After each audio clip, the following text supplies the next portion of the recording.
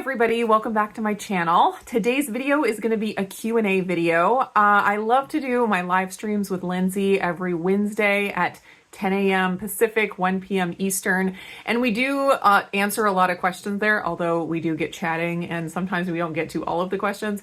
But we do answer some questions there live, but I often don't get to answer like frequently asked questions or other questions that are just asked as comments on regular videos. So I love being able to make these videos where I can answer the question once and maybe answer it for many people. Before we get going on the questions, I want to let you know that this video today is sponsored by Element. Element is my electrolyte of choice. I use it every single day. They use a science-backed ratio of electrolytes. They have 1,000 milligrams of sodium, 200 milligrams of potassium, and 60 milligrams of magnesium in each of the electrolyte packets. Element has a special deal for you guys. If you want to get a free sample pack, all you have to do is use my link, drinkelement.com/indigo, drinklmnt.com/indigo. Place an order on Element's website for anything on their site, and that will automatically get you the free sample pack.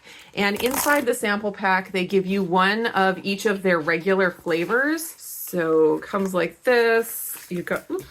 You got your little instructions here about how to stay salty. Of course, they have their raw, unflavored version. So if you're staying away from sweeteners, that's a great option. And then they have their chocolate, which is awesome in hot drinks. And their chocolate medley is also still available. So you can stock up on that because it will be going away soon. And then they have all of the other fruity flavors to try. They've got orange, watermelon, citrus is upside down, grapefruit, which is still my favorite. They have the raspberry, and then they also have the spicy mango chili. And so if you want to get that sample pack, just use that link on the screen, place an order for anything, maybe the chocolate medley before it is out of stock, and you'll get the free sample pack. Thanks again to Element for sponsoring today, and now we can get to the questions. First question comes from Bob the Welder, and he was just asking about Kiefer and if I had any videos on Kiefer. So I wanted to touch on this because I think it was my last Q&A video or a couple Q&A videos ago. I talked about getting started with making milk kefir. I recently started getting fresh milk from a local farm here, and I was like, I need to make this powerhouse of probiotics and yeast called kefir, milk kefir. So I ordered my kefir grains from Cultures, I think it's Cultures for Life. There's Cultures for Health and Cultures for Life, and I get them confused. I think it was Cultures for Life. I got them and I followed all the instructions. I started making the kefir, and probably for a couple of weeks, I was making kefir. And I think I did it right. I think I did it correctly.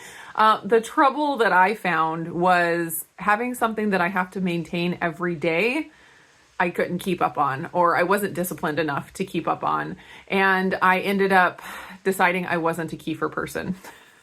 So it was two things. It was that it was a lot to keep up on, and I didn't love the taste of it. It's not bad. I didn't hate it, but it wasn't something that I loved enough to keep eating every day. And since you do, make it every day, although you can put it in the fridge and let the grains hibernate, I guess. If you have it out on the counter, if you're, in the process of making kefir, you have to deal with it pretty much every day. And it makes a lot. So every time you refeed the grains, you get another, however much kefir you made. For me, it was like 2 cups every day. And I was like, I can't consume 2 cups every day. And the kids they didn't really like it. I tried to get them to drink some. And I was like trying to think of ways that I could hide it in things for them. But it was too much to try to make that happen. So I ended up giving up on the kefir for now.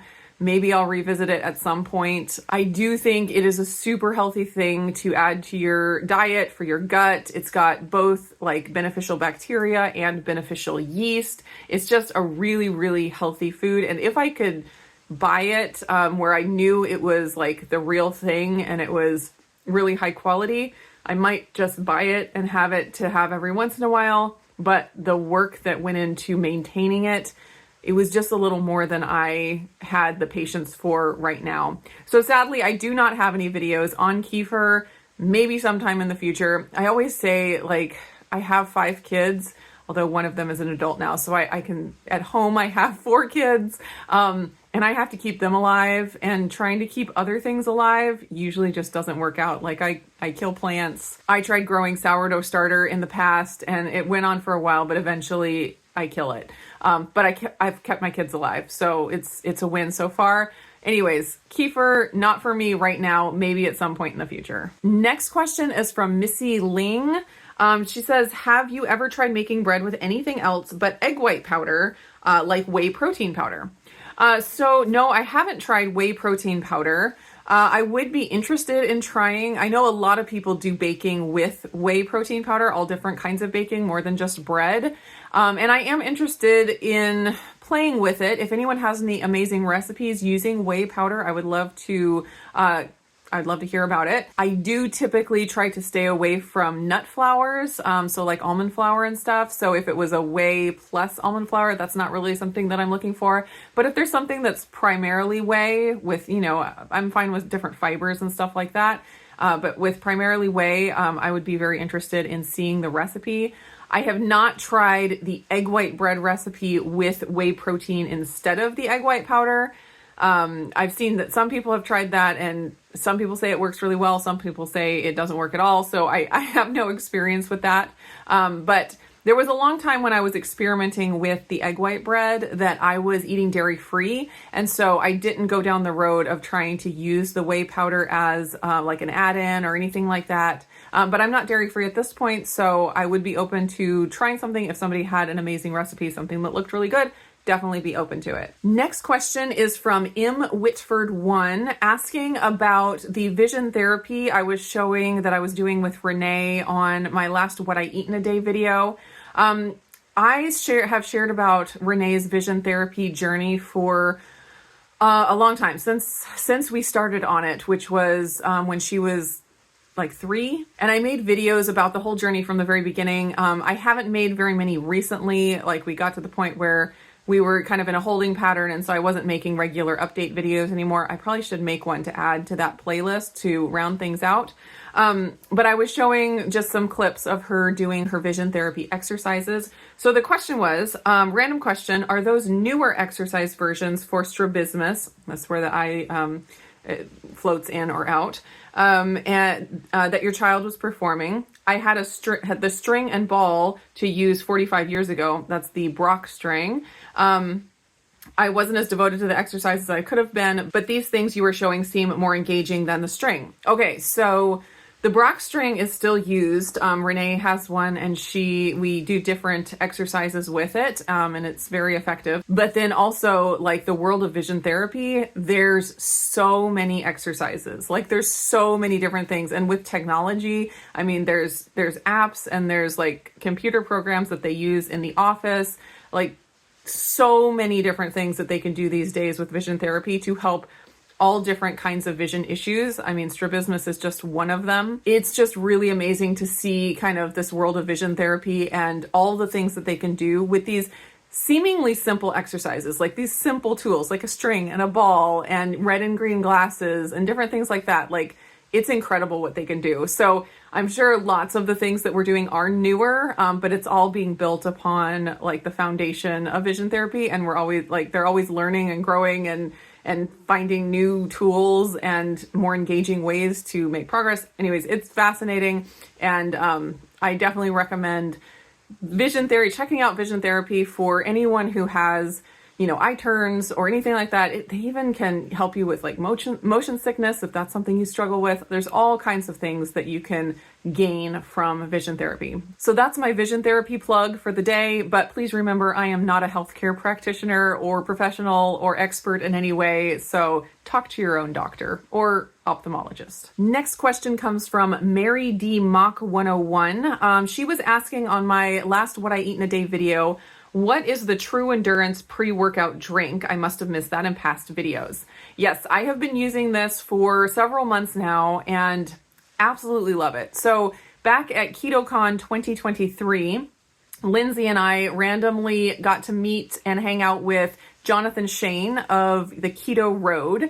And he has his own company called Performance Gains, yeah. And that company has 2 products now. The first one is called Energized Reds, and it's like great for recovery. And then he came out with a pre-workout a while back that is also incredible, and it has no caffeine in it, which that is one thing that I love. I've stopped with the caffeine a while ago. So this product is awesome for me to get that like pre-workout pump without the jolt of caffeine. It tastes amazing and it really, really works. Like I can feel it working in my body and it really does give me that pump in the morning.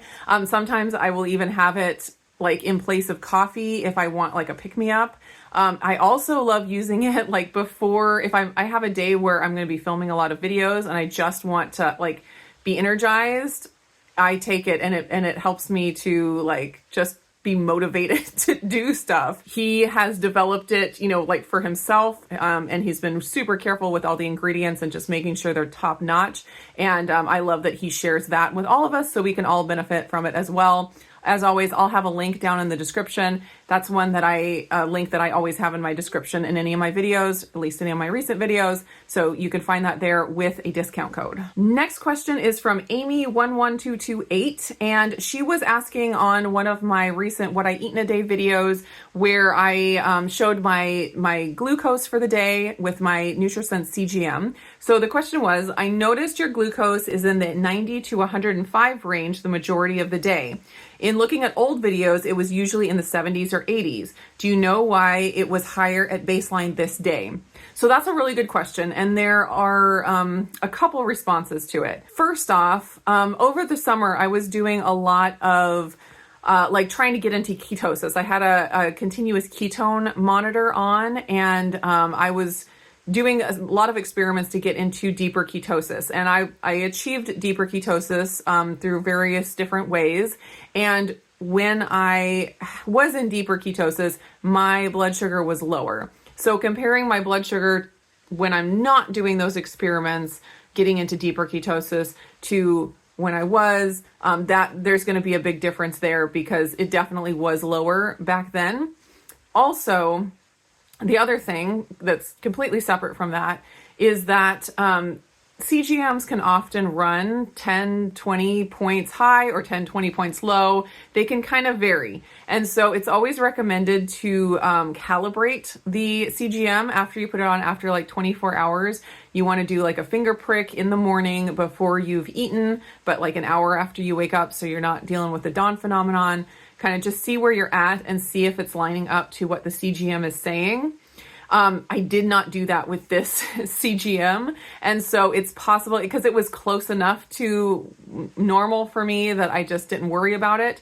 And the reason I didn't worry about it is because with the CGM, it's not great for telling you your exact blood sugar.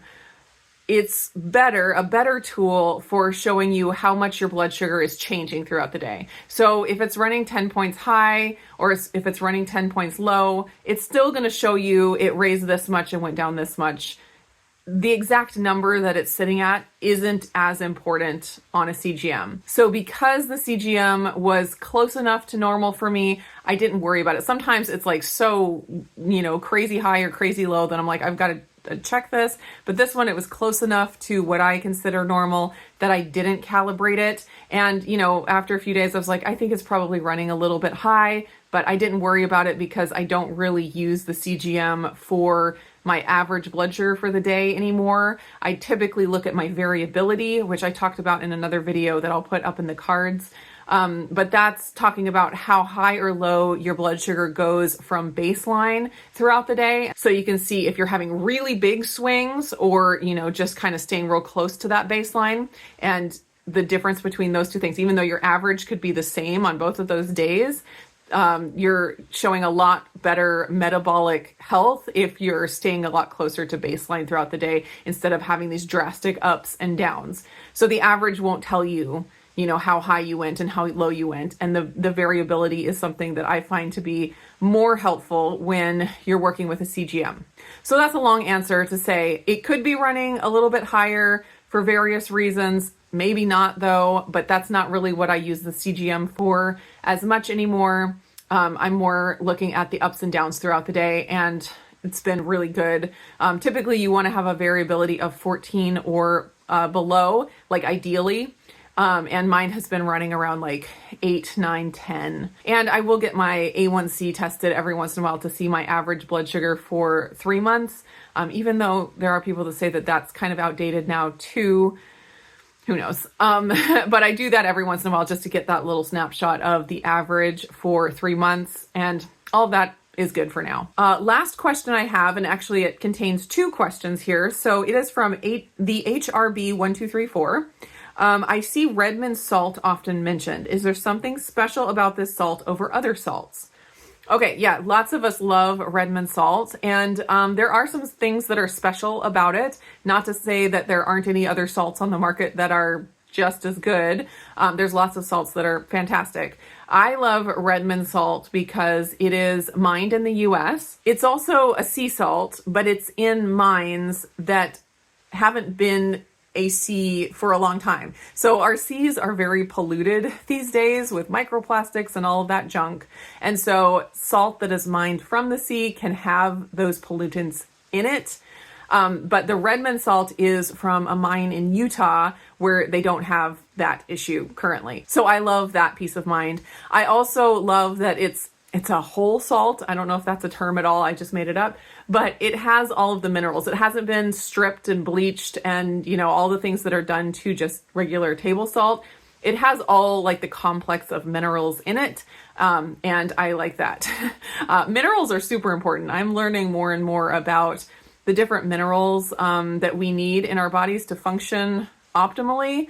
And all that I have found is that they are super important. And so when you can get them from like a whole source that's like got the complex of all the different minerals, like that just in my mind seems like a really good choice. So I love Redmond. As always, I have a link down below for them as well.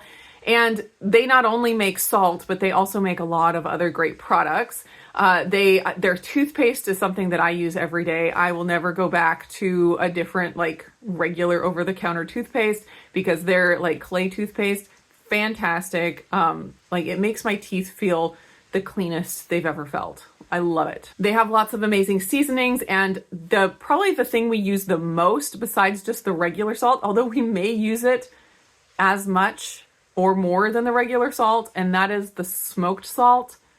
So good. If you like smoky food, and I don't have a smoker. One day I'm going to have my own smoker to smoke all my meats. But until then, and even after then, I will use the Redmond smoked salt. It adds so much amazing flavor. My husband is addicted to it. So good. So then in that same question, I was also asked, how long does your breading mix last? That's my protein breading. That is pork rind crumbs, egg white powder, and beef gelatin. She's asking if there's a shelf life on it because of the pork rinds. Okay, so the pork rind crumbs are shelf stable. And so I've never like tried to figure out a shelf life for the breading. I would guess it would be the same as the pork rind crumbs after you open it. Even after I open a canister of pork rind crumbs, I keep them in my pantry at room temperature, and they last for a really long time. So I'm going to say no, I don't know of a shelf life, but I've never had the breading go bad, and I expect it would stay good at least for a month, but that's just a guess. So that is going to be it for this Q&A video. I hope you guys enjoyed it. Put down any other burning questions you have down in the comments, and I might be able to get to it on another Q&A video at some point in the future. Hope you guys are doing great, and I'll see you again in the next video.